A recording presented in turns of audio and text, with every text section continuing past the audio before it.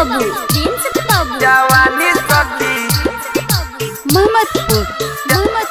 जवानी सखी presents by Rekha film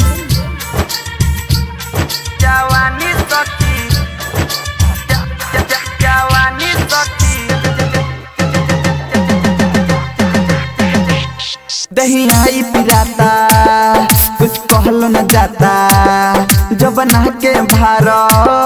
अब सहलो न जाता दही आई पिराता कुछ कहलो न जाता जवानी के भारो अब सहलो न जाता बिना भतार के न मानी जवानी सखी छोड़त पानी मन करे काट के जानी जवानी सखी छोड़त पानी आई पिराता कुछ कहलो न जाता जवानी के भारो अब सहलो न जाता बिना भतार के न मानी जवानी सखी छोड़त पानी मन करे काट के जानी जवानी सखी छोड़त पानी जवानी सखी छोड़त पानी प्रेजेंस बाय रेखा फिल्म जवानी छोड़त पानी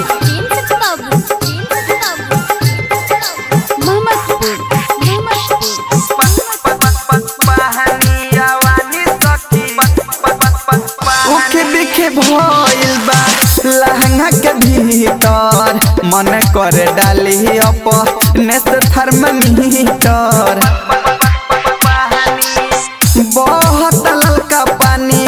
कैसे रोकाई तू ही बताव सखी कौन दवाई पड़ गइल बाटे परेशानी जवानी सखी छोड़त पानी मन करे काट के जानी जवानी सखी छोड़त पानी जवानी सखी छोड़त पानी जवानी छोड़त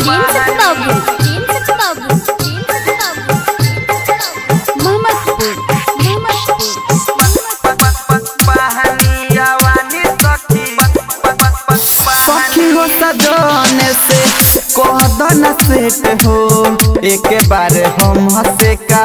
राहदन भेंट हो जाहिर आला तब से